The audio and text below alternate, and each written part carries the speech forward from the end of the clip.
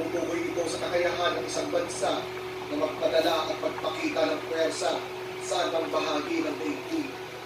Halimbawa na lamang, ang British Royal Navy noong peak ng British Empire ay nagpapatrolya sa lahat ng karagatan ng daigdig upang bantayan ito. Ikalawa ay ang impluwensya at kontrol.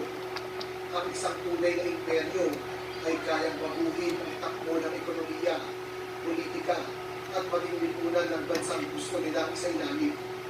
Sa pamamahala ng French Empire sa Vietnam at Laos, ganap nilang binago ang pamahalaan, ekonomiya, at maging paraan ng pamumuhay ng mga naninirahan dito.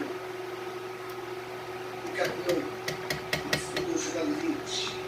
Ang kakayahan ng bansa na diktahan ng mga polisiya at patakaran na sinusunod ng mundo. Halimbawa, ang pinagsamang lakas ng USA, United Kingdom at Germany. It's not just an ordinary mirror. When you open the door to beauty, you can neatly store your cosmetics, necklaces, rings, and other accessories inside. Now that folder, it's like my own personal treasure chest. Wow, that looks amazing. How much does something like this cost? Around 8,000 pesos?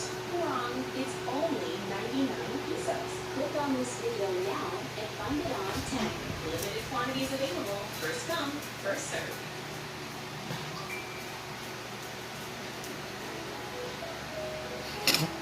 Okay na.